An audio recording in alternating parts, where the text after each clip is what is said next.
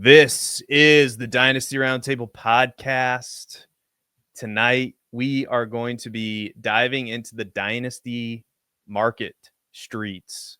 We're going to be going to Wall Street of Dynasty, the Wall Street. I don't even know if there is a Wall Street of Dynasty, but we're going there to discuss some of the player values have just shot up. And the first player we're going to talk about is the obvious one. We're not getting there yet. I'm going to ask Matt Babich how he's doing first. So, Matt Babich, how are you feeling? We're doing a little Dynasty buy-sell hold tonight with some of the most polarizing players on the marketplace, and we're going to help the people figure out whether they what we should do with, I don't know, this guy, Jacory Croskey-Merritt. Some people might be taking him at the 101 in their redraft leagues. Some other people might be fading them all together. So we're gonna decipher it tonight. But how are you doing, man? How's it going?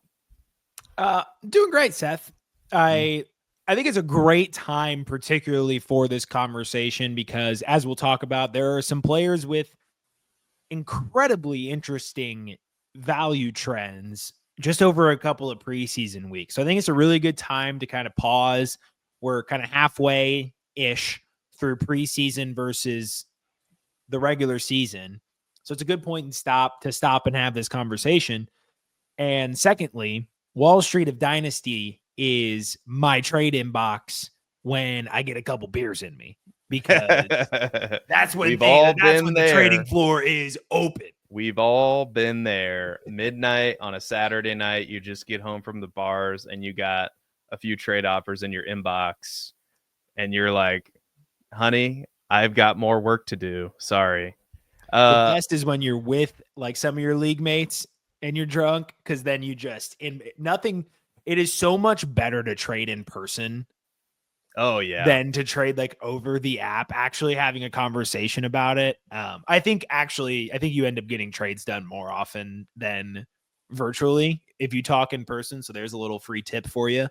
But I'm so much fun to just shoot the shit and get a little buzzed. Dang it. I got to stop cursing.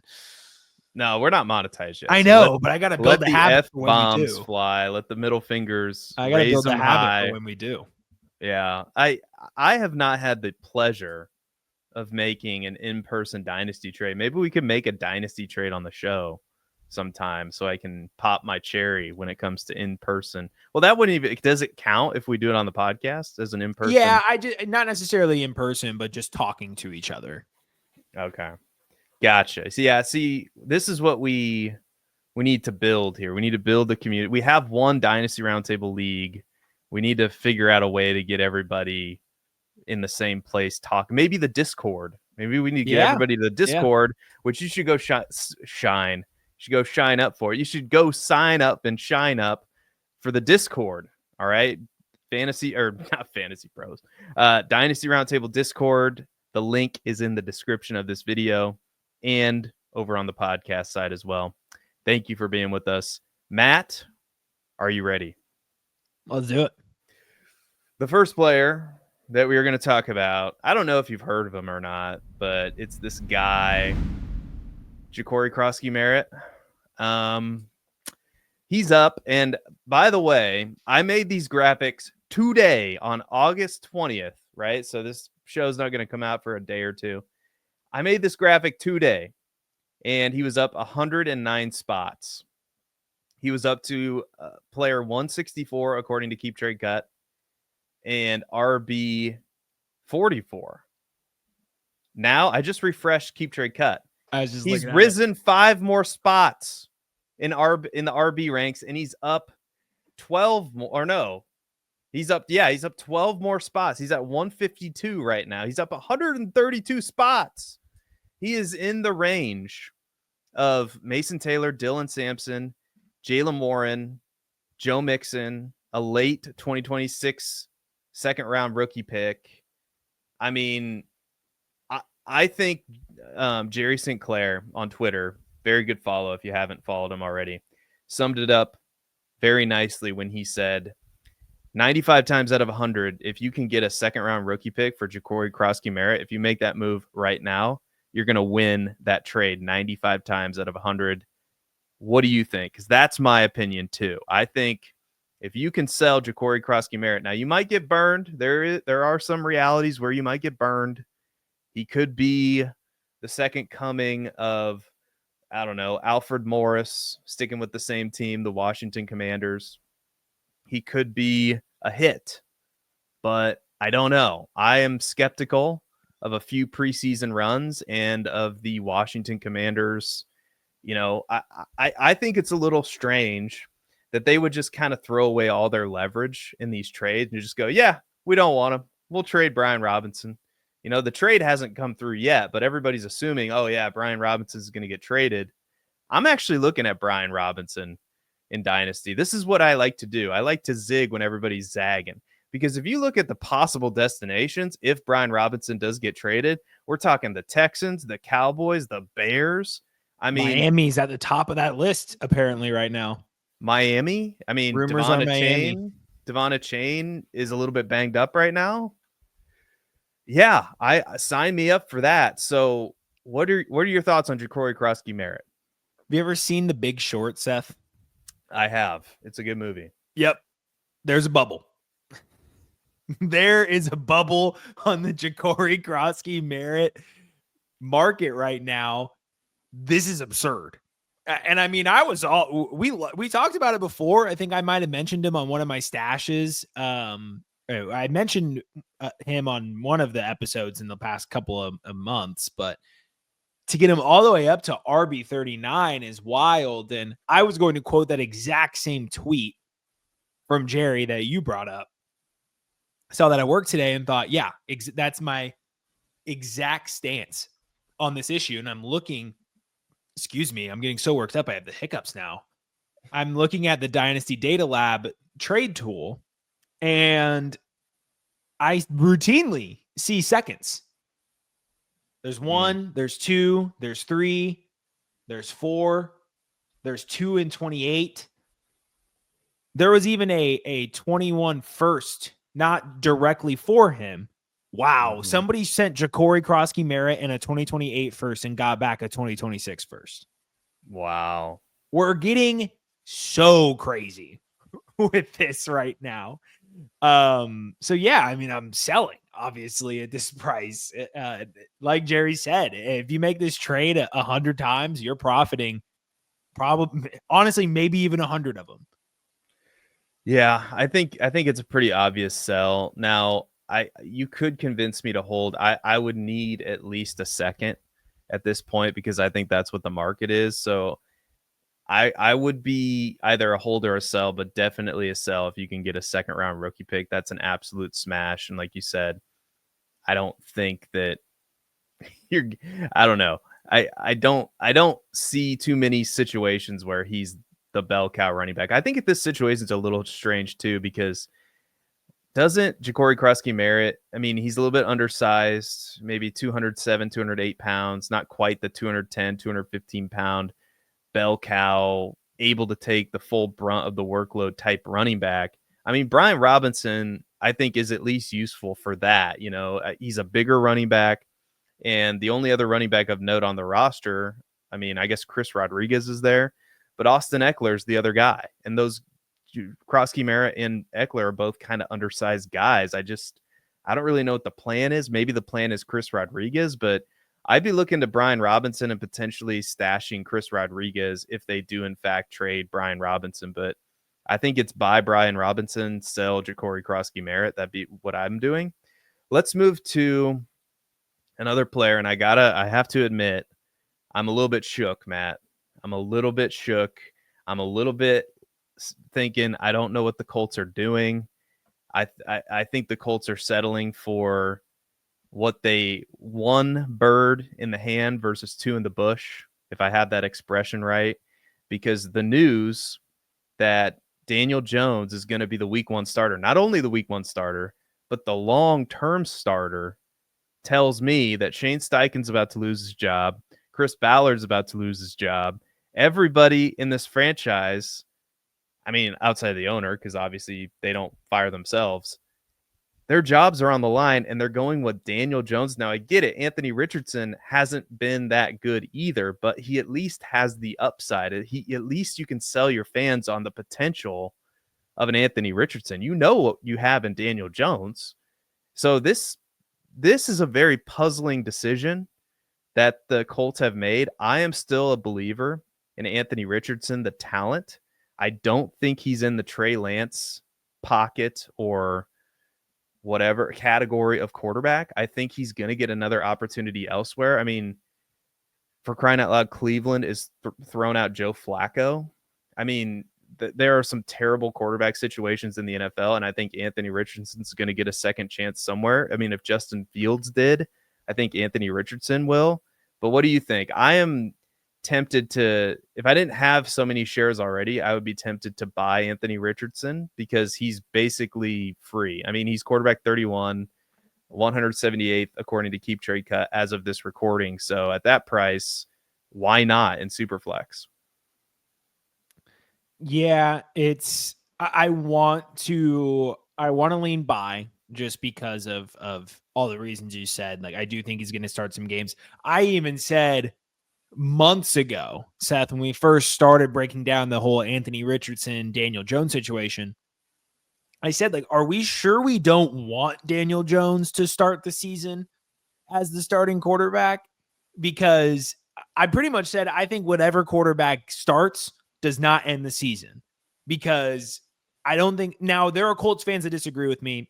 Jacob Sanderson, who's someone I very highly respect in the industry, does kind of think that Jones is pretty much good enough to go the whole year and go to like a 9-7. And it, to be honest, from the Colts perspective, if they're making that decision though to go with Daniel Jones, it feels like they're probably okay with that outcome. I hope that's not true. It's hard to believe that. First of all, I don't think they'll end up 9-7. I don't think Daniel Jones is that good. I know Shane Steichen's a good play caller. I don't think he magically does an unpumpkin. I don't think he's a Sam Darnold or a Geno Smith or a Baker Mayfield. Oh, I'm going to go to a different situation with a good play caller and all of a sudden I'll figure it all out. I don't think that's who he is. I think we know who Daniel Jones is. So I think there's a good chance that Anthony Richardson plays at some point in the back half of the season.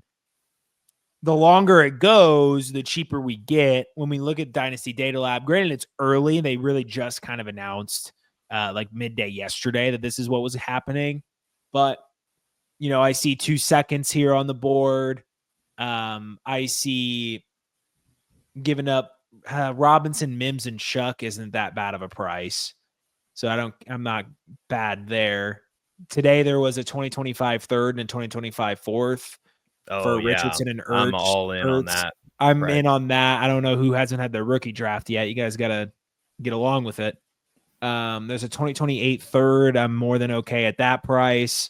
So yeah, there's a second and a 2027 third. So I'm pretty, a second I get a little bit weary. That just kind of depends on my team structure.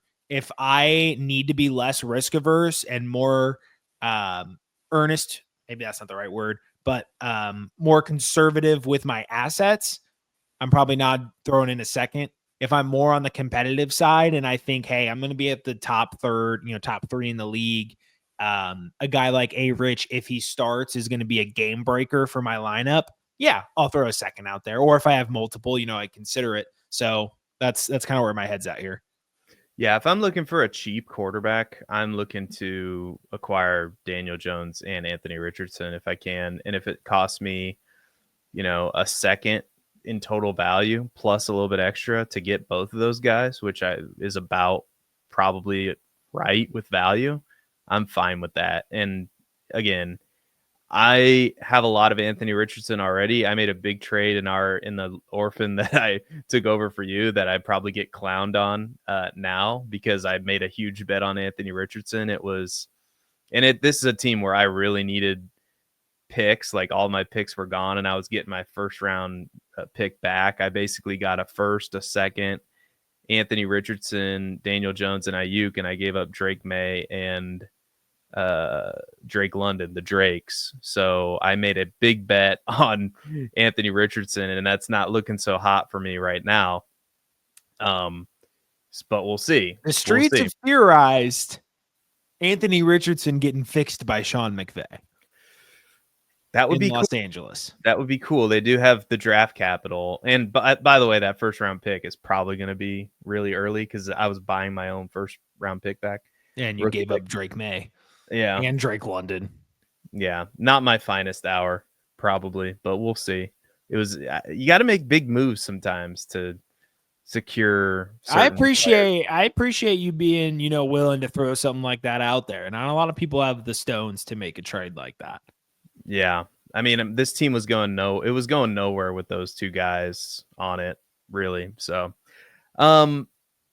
let's move on to the next player. And we're kind of going up and down here. Emeka Egbuka is up 15 spots, according to Keep Trade Cut. Player 43, wide receiver 17, with the news of Chris Godwin still dealing with an injury. And now Jalen McMillan looks like he's going to start the season on IR, potentially miss the first 9 weeks of the season. All of a sudden, this crowded wide receiver room is not so crowded anymore, Matt Babbage. And the only other wide receiver of note, Mike Evans, missed time due to injuries last year and is getting older. This is exactly why you bet on talent, you bet on draft capital. It's Dynasty 101. There's no world where Emeka Egbuka should have been falling to the late first round in rookie drafts. I mean, in some leagues that I saw, he was being taken after some of the running backs, like after Kaleb Johnson, after RJ Harvey. I think we were pretty consistently ranking him above those players. So now you're seeing what Egbuka is doing in training camp. You're seeing what people are saying about him in the media. You're seeing what Baker Mayfield is saying about him. So basically calling him a stud. We've been extremely high. You've been extremely high on Egbuka.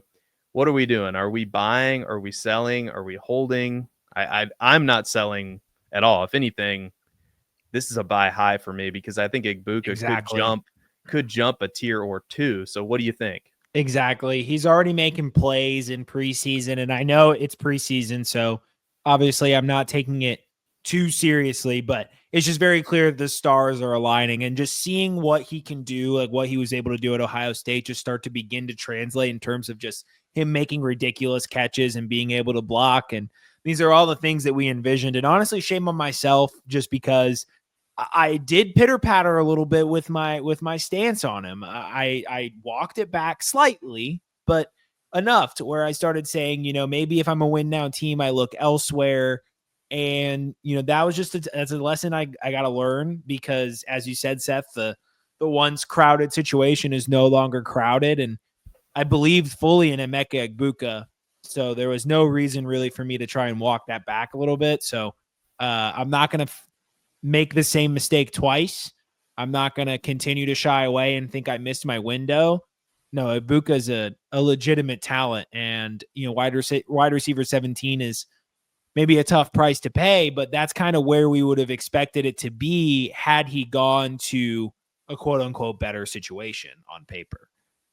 Yeah, I mean, he's right next to Jonathan Taylor, T. Higgins, Chase Brown. He's a few spots behind Garrett Wilson, a 2026 early first, Travis Hunter, Brock Purdy. If you can, to paraphrase a tweet that I responded to and got into a war on, but to make it a better take, if you can turn Garrett Wilson into Emeka Egbuka, do it every single time. All right. The Ohio State trade. Yeah, if you made me choose, I'd be selling Garrett Wilson for sure, and I'd be buying Emeka Egbuka, trading one Ohio State receiver for another, because Egbuka is just in a much better situation.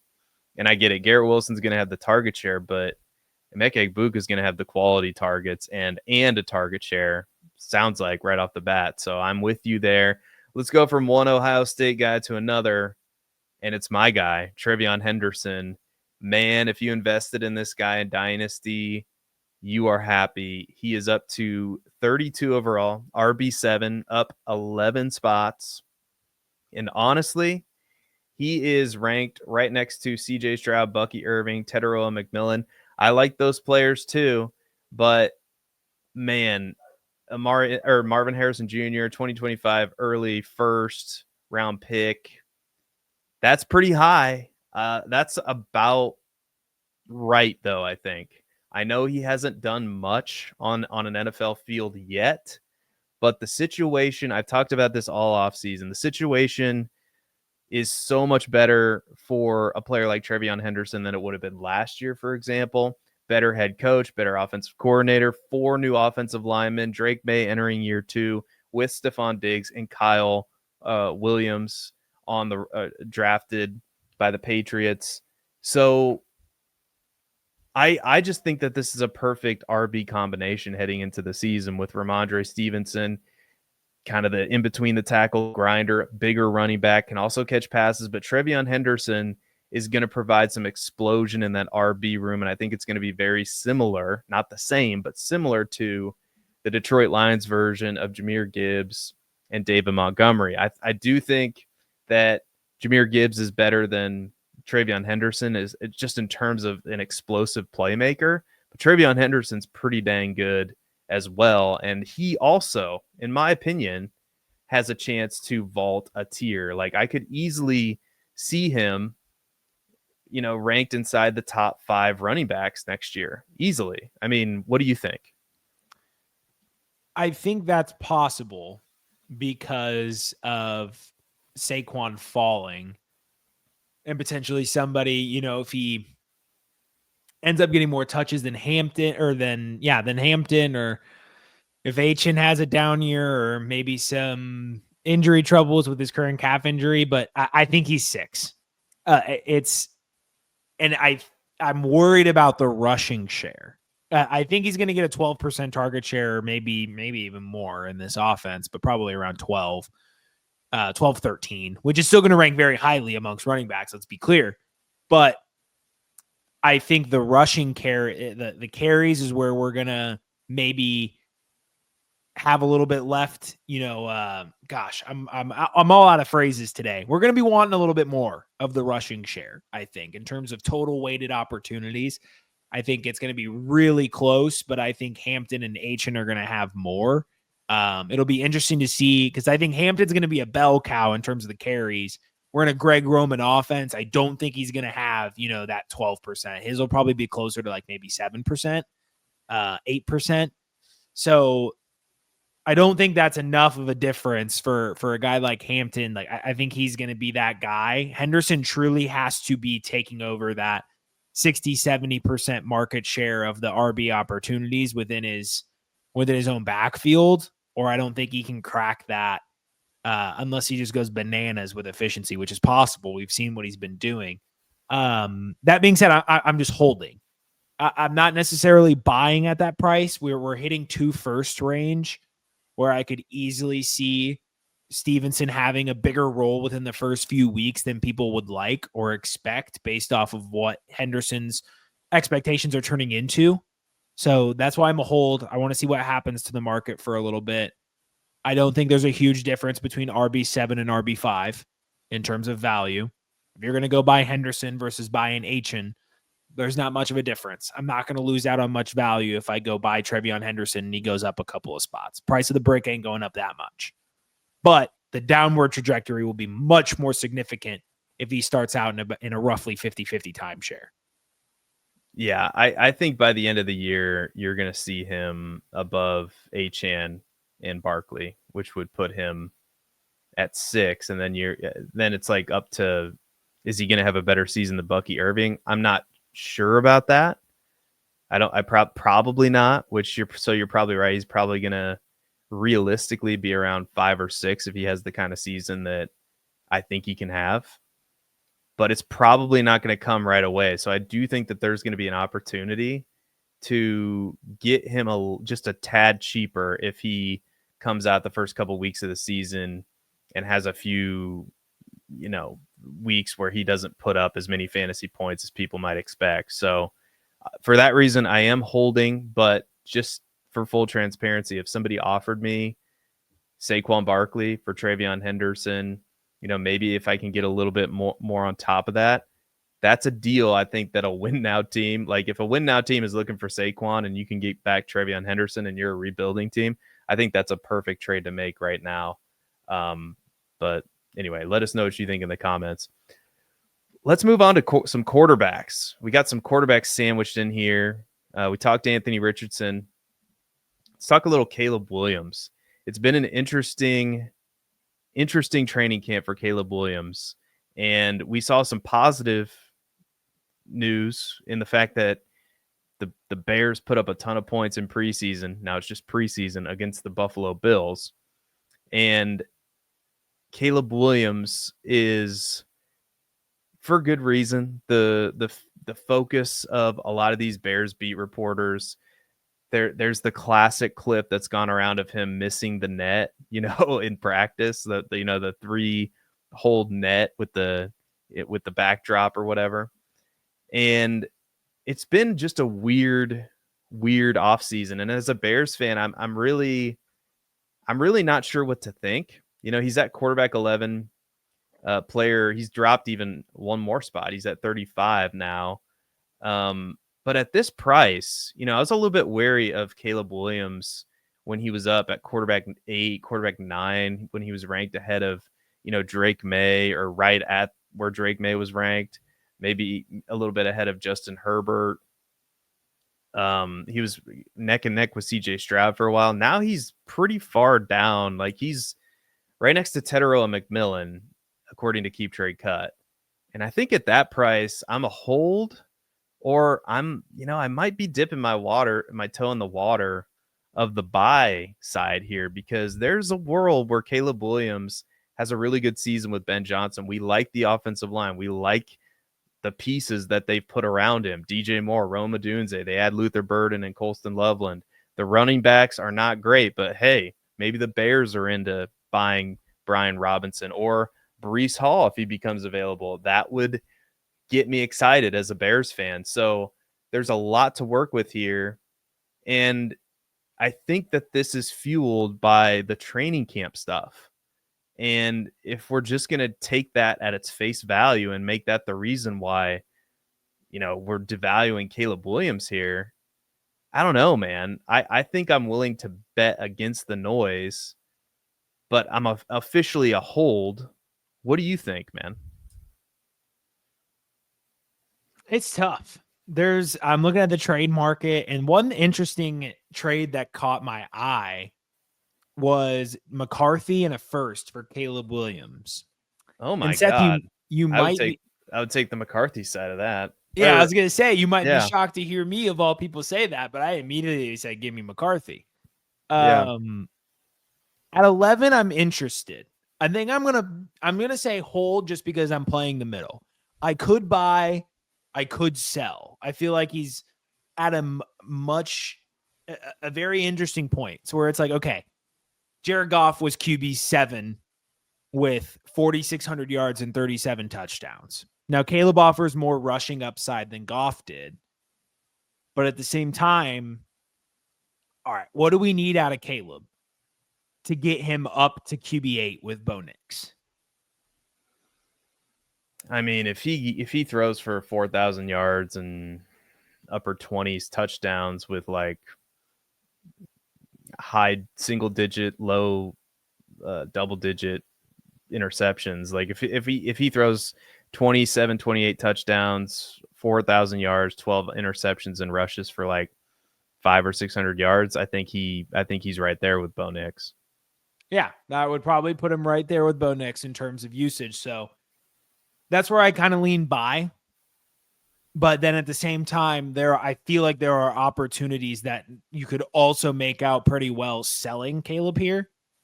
So based on the quarterback 11, just the QB 11, I'm buy. When we actually look at his trade market, I'm more of a hold. And hold isn't even really the right word. It's more so whatever I can get. If I can get a really good value like McCarthy and a first for Caleb Williams, I will sell. If I could potentially trade CJ Stroud for Caleb Williams, I would probably do it. It's risky, but at the same time, I think this Texans offense might really struggle to hit a ceiling that the Bears offense can hit. I don't know if you agree with that. Yeah, my position pretty much all along, and this is before I really dug into the Houston Texans offensive line woes, so I'm more inclined to agree with you now. But at the beginning of the offseason, my position was, man, I don't know if just you can just put Ben Johnson into this Bears, the system or whatever you want to call it on this Bears team, and all of a sudden that fixes Caleb Williams. That was before they got all the weapons and improved the offensive line.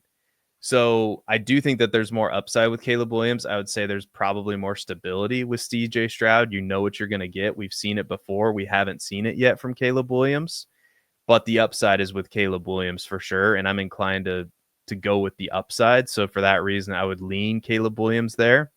And when I was selling Caleb Williams earlier in the offseason, it was because he was up there at quarterback 8, quarterback 7, quarterback, like he was up there in the 20s. And my opinion was there's safer assets that you can have. And one of those assets that I named was CJ Stroud. And again, this is before all the moves that the Bears have made. And really with Caleb Williams and any player, when we're talking buy, sell, hold, it's all about value. I'm really player agnostic here. And the fact that Caleb Williams is down by Teteroa McMillan, he's right next to Jordan Love, right next to Bucky Irving. I can talk myself into that, and I can change my position because of that value and because the situation has just completely changed. And it's gone from what I thought was a pretty good situation to just a tremendous situation on paper. So, yeah, I think I'm officially a hold. Like if you make me pick, I'm holding him. And if I get a really good offer for, it's just like any player. If I get a really good offer for him, I might trade him too. It just kind of depends. But at his current value, I think I'm holding lean. If you made me pick buy or sell, I lean on the buy side just because the upside case is very strong for Caleb Williams. Anything else to add before we move on to your favorite guy? Yeah, I honestly forgot he was in the show sheet. So it's funny that all played out like that. Yeah, just when that you talked about that trade there a second ago, JJ McCarthy and a first for Caleb Williams. For me, that's a no-brainer smash. Take whatever quarterback has the first attached to it, which would be JJ McCarthy, So JJ McCarthy is our next guy. He's down 8 spots. Keep Trade Cut has him at 50, quarterback 16 overall. He is ranked next to Kyren Williams. Kyren Williams is 1 spot ahead of him. Rashee Rice is 2 spots below him. Kyler Murray is 4 spots below him. Rome Odunze is 5 spots below him. So that's a good range of players just to give you an idea of what his value is. Baker Mayfield, Cam Ward, some other players ranked next to him. Man, all Kevin O'Connell does is produce 4,000-yard passers. What Bears fans would give for a 4,000-yard passer, because it's never happened in the history of the franchise. I think JJ McCarthy might be the most talented quarterback he's had there in Minnesota. I get it. He's a rookie, but he's basically had a whole year to learn the system, a la some other quarterback that, was really raw coming out of school and, got with a really good offensive coordinator, offensive play caller, head coach in Patrick Mahomes. That seems like a pretty good setup to me for success. And then you look at the weapons, Hawkinson, Justin Jefferson. I know Addison suspended to start the season, but man, they've improved the offensive line too. It just feels like this is a situation teed up for JJ McCarthy to succeed with the coach. So what am I missing here? I am buying JJ McCarthy. I've been buying JJ McCarthy all offseason, but tell me if you disagree. No, I'm buying JJ McCarthy as well. Kirk Cousins erasure, first of all. He is not. What word yet. Did you just say? Erasure. Erasure. Yeah. Is that something new the kids are saying, or what is that? No, that's a word. That's an actual word.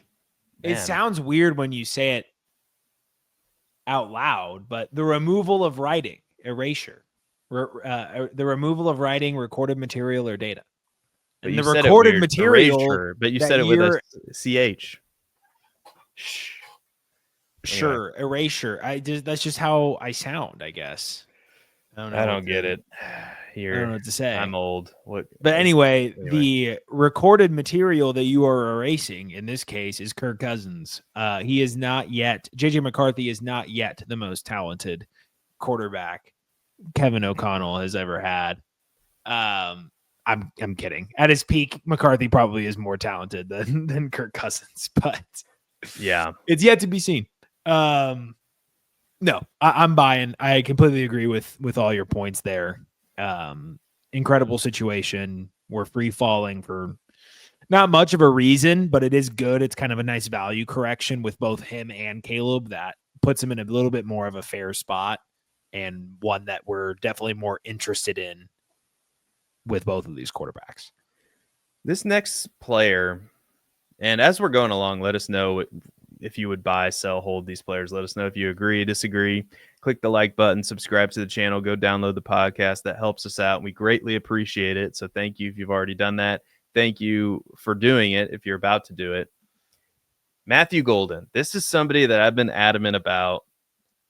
I don't know how good he is because if you remember, he came on late in the college football season. And I just remember all the film guys really liked him.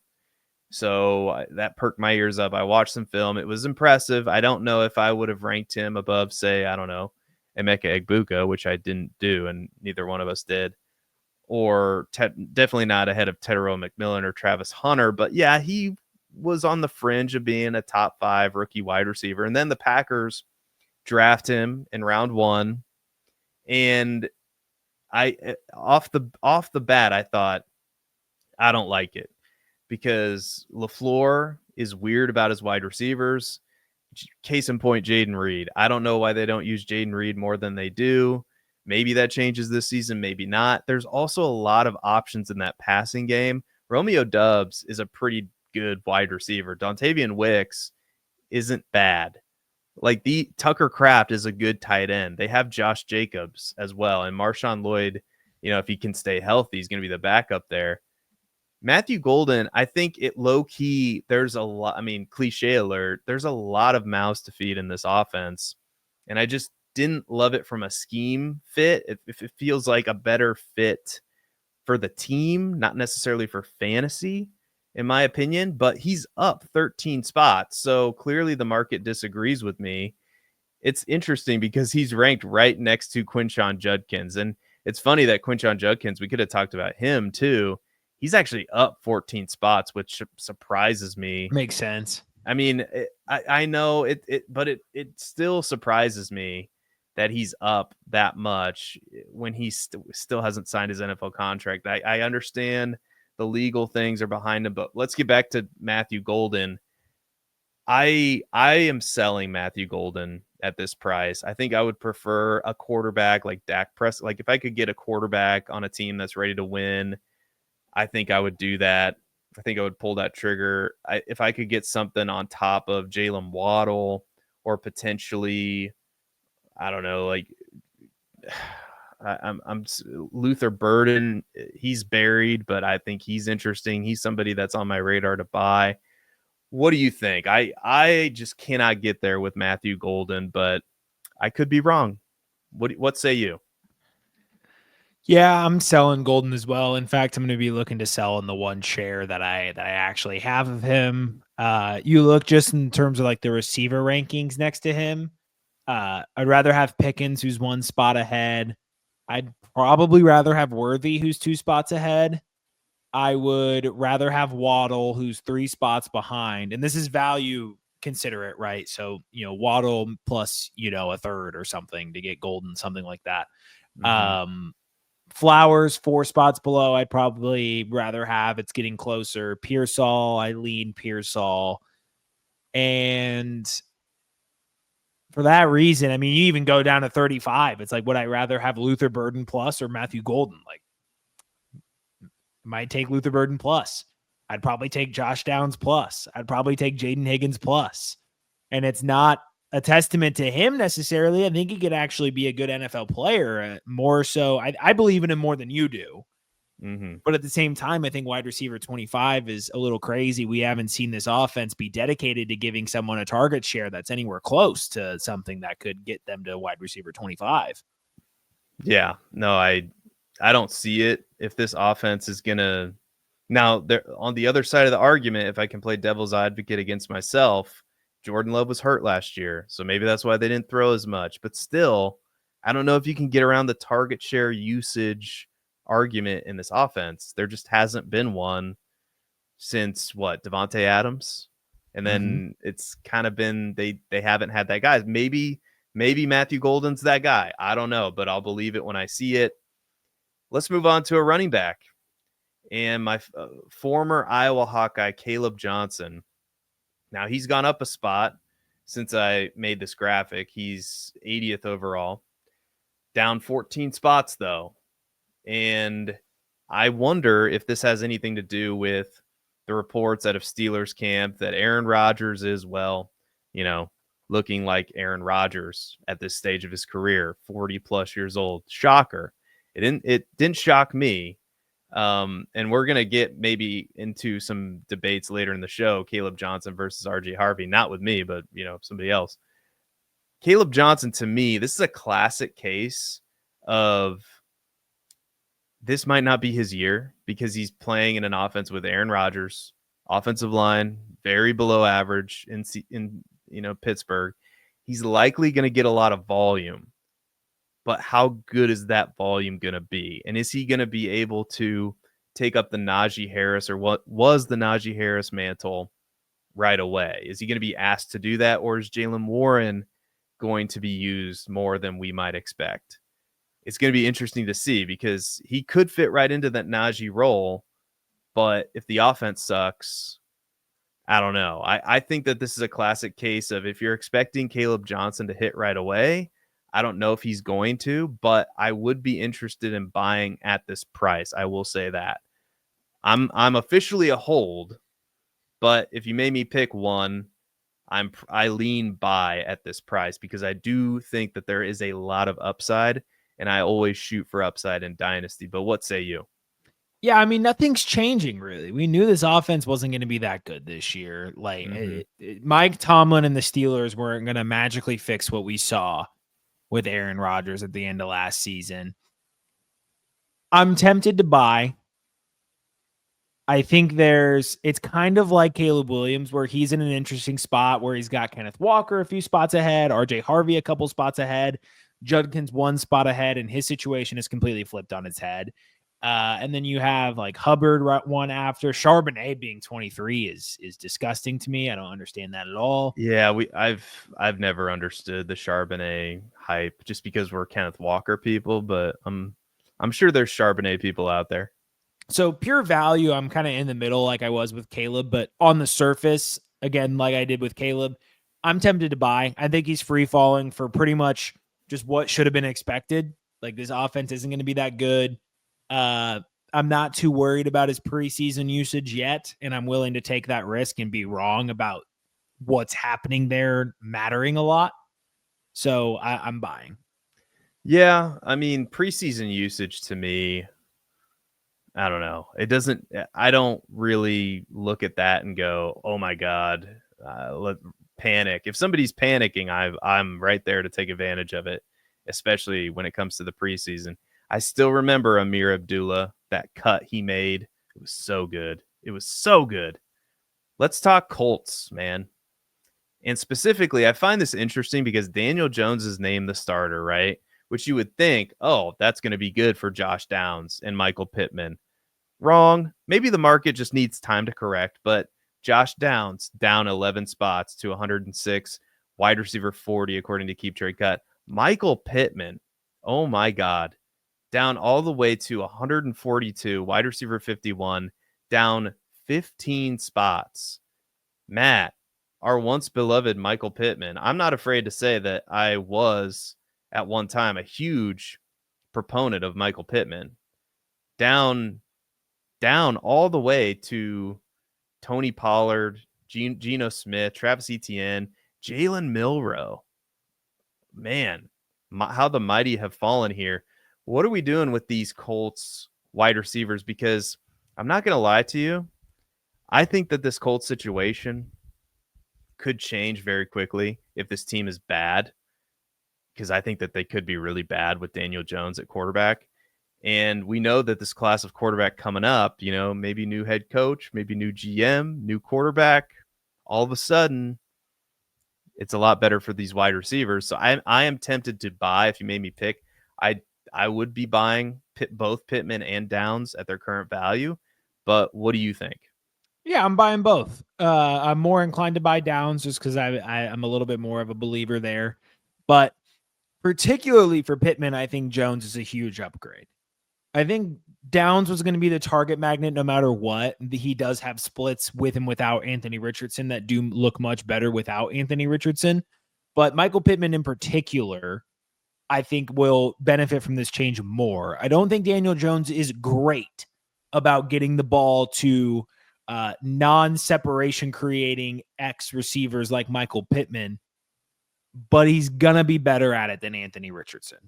So that in and of itself is a short-term upgrade. I think wide receiver 51 he's so cheap for someone who could offer weekly stability and upside, honestly, for if the Colts are better than what we're predicting they're going to be, which what do we know at the end of the day? We know dynasty evaluation, but no one's really that good at predicting exactly how these middle of the pack teams will turn out. They could be 8-8, 9-7. They could win 4 games next year. These teams like the Colts, they could go really either way. But yeah, I'm going to buy because I think you got the youth and the talent with Downs. I'm more than okay buying a wide receiver 40, and Pittman's super cheap. It's almost a free roll here at a guy who used to be, wide receiver 30 not too long ago.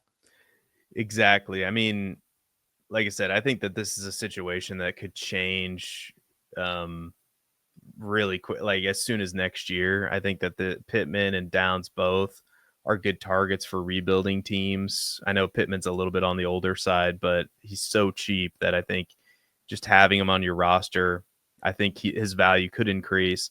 Let's talk about a player that, some people might be hitting the emergency button on, and that's Chris Godwin. Chris Godwin down 20 spots, 128th overall, according to Keep Trade Cut.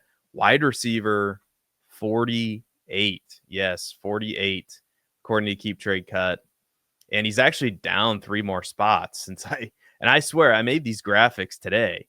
He's at player 131, wide receiver 49, down 23 spots because of the injury that is likely going to linger into the regular season.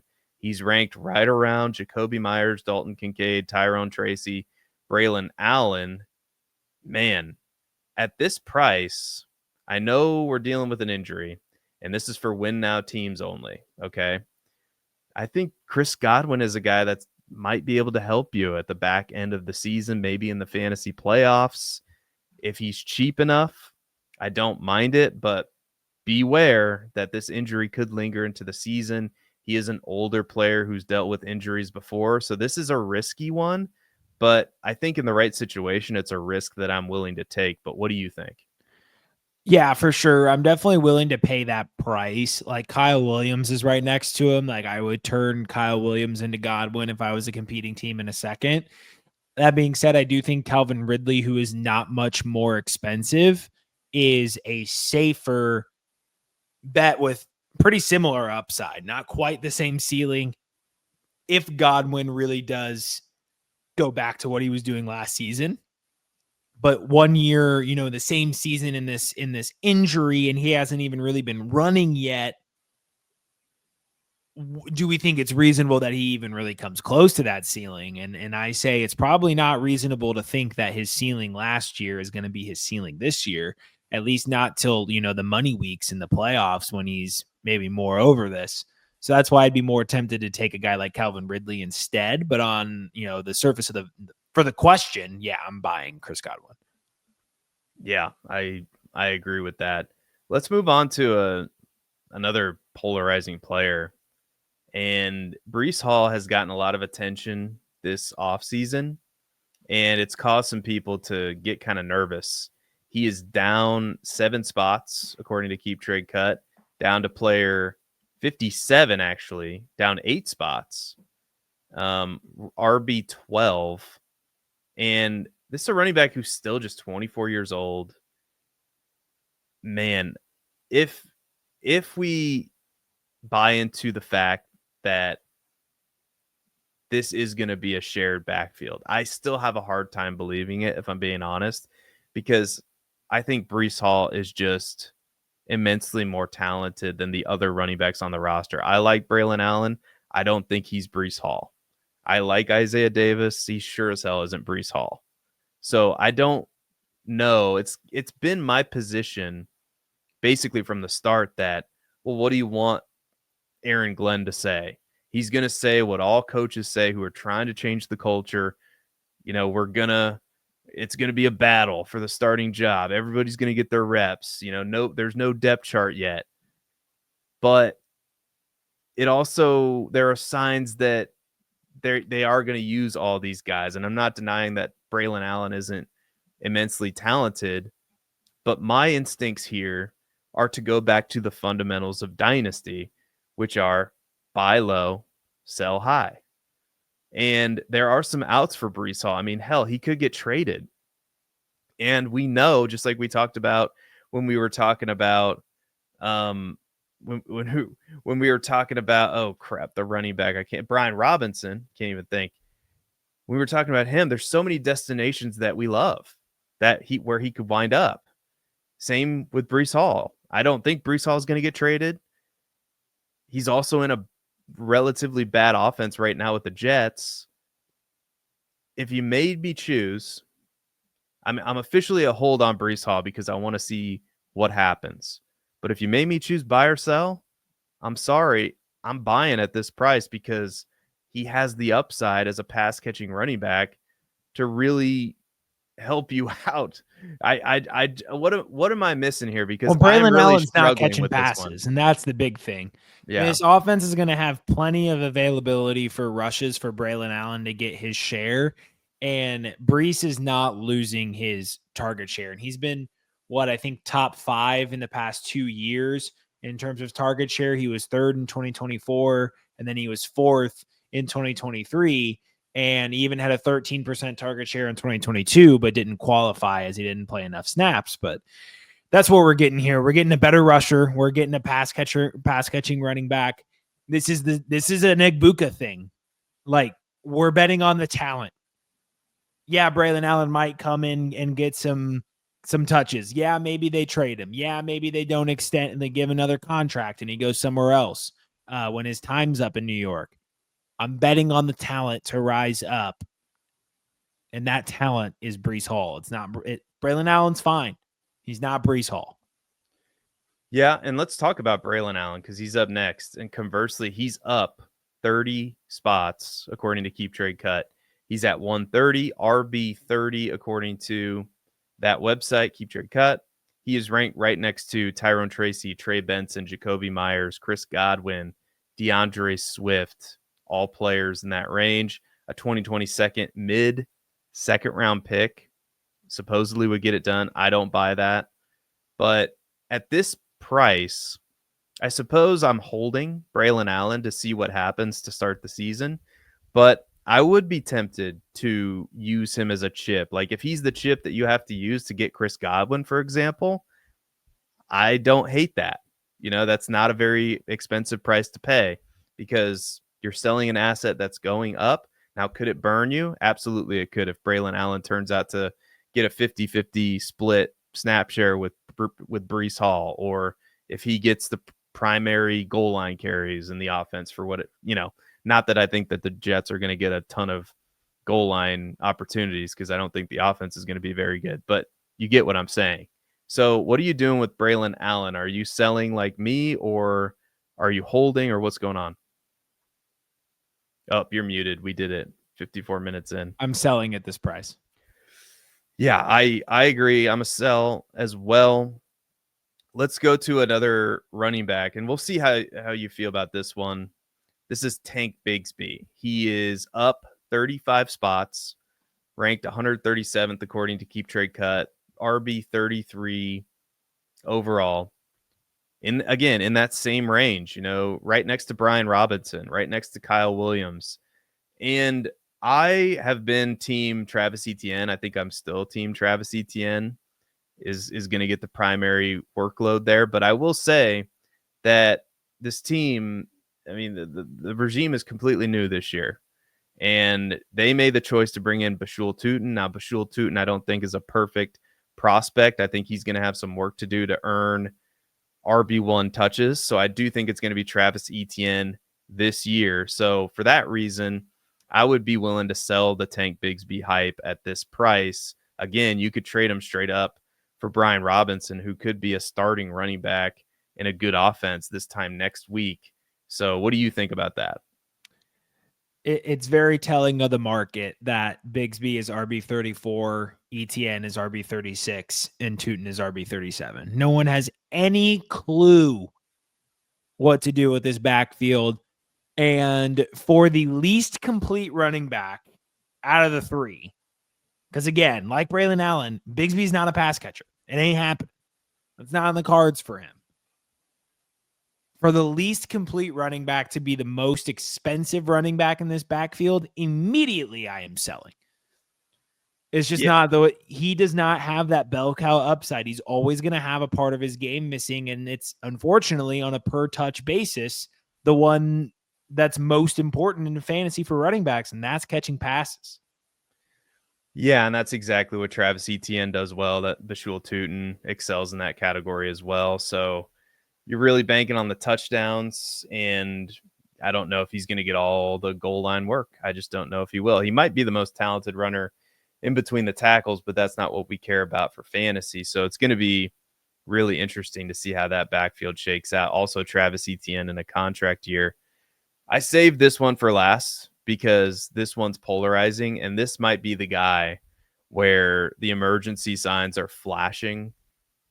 There is no hope for Joe Mixon.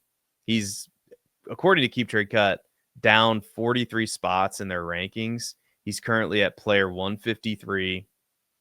He's actually gone down even further, 157 right now.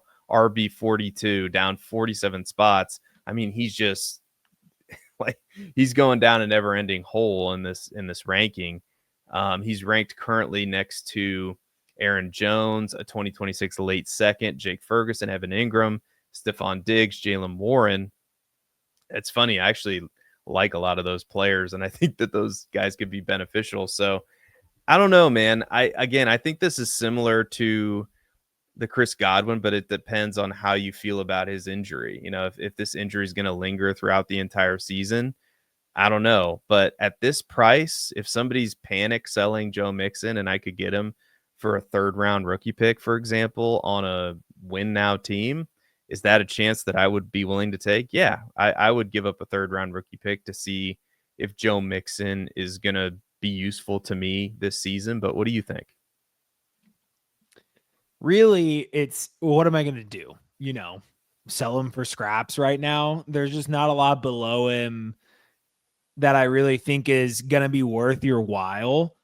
I think hold makes a little bit more sense.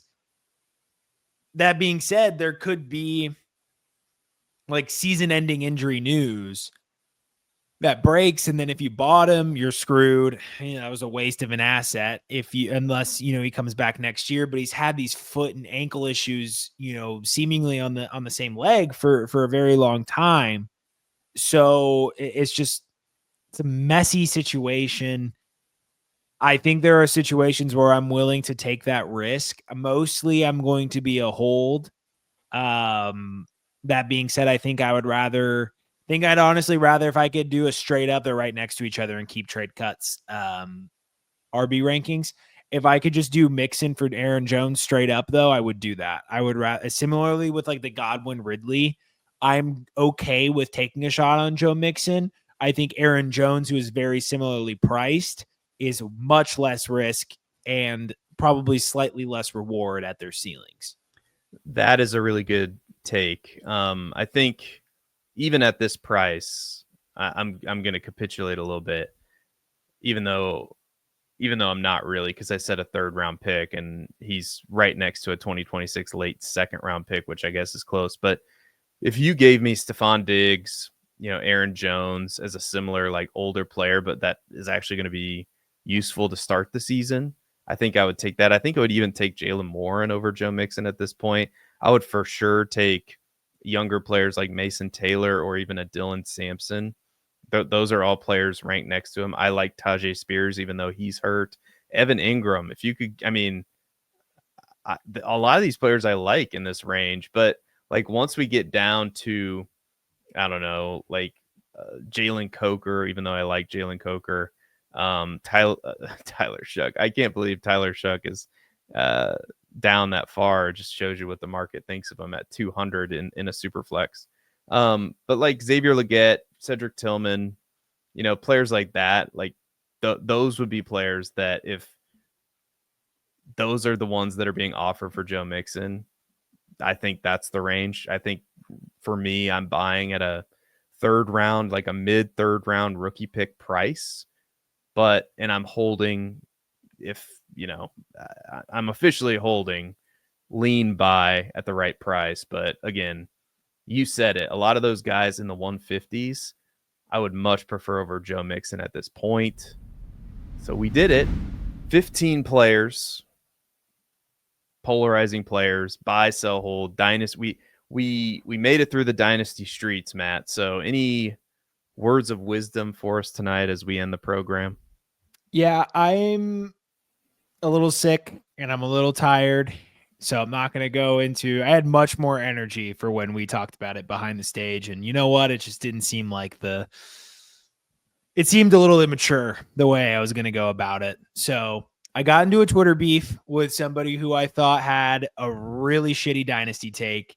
If you want to go to my Twitter at Babbage_Matt10 and check out that interaction, you could do that and form your own opinions. I'm going to keep that separate. But Seth, hey, we're wrapping up this show. Next time I return / we return, I'll be a married man. Isn't that something? Congratulations, man. We were talking about this before the show. I was giving you advice you didn't ask for. I need it though. But yeah, so advice. Matt Babbage is getting married next weekend, right? Yep. So congrats to him.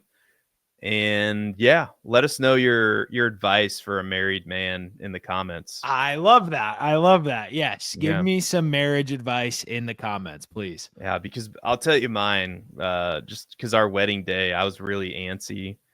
I just wanted the day to get here and I wanted it to be just to get started. I remember pacing back and forth in the church, but once it started, it really never stops, and it goes so quick. So my advice to you was just try to take it slow. Even if it feels like you're in a rush to get somewhere, don't be in a rush, because ultimately this day's about you and everything's centered around you. So if you're not somewhere exactly when you need to be, it's okay. Just enjoy the time that you have with your friends and your family, and don't let anybody kind of rush you around, to be in like within reason, right? You don't want to be like an hour late to the wedding or whatever, but that's my advice to you, because it goes so quick, and just try to savor every moment, because you only get married once or 3 times in this country. I don't know, but that's going to do it for us today on the program. Thank you so much for listening. Don't forget to click the like button, subscribe to the channel. Go follow us on Twitter at Babbage_Matt10 is where you can find Matt Babbage and all his Twitter beefs. You can follow me on Twitter at Seth_DIEWOLD. You can follow the show on Twitter at FF Dynasty Table. Until next time, nobody cares about Aaron Rodgers, and we will see you later. Bye-bye, everybody.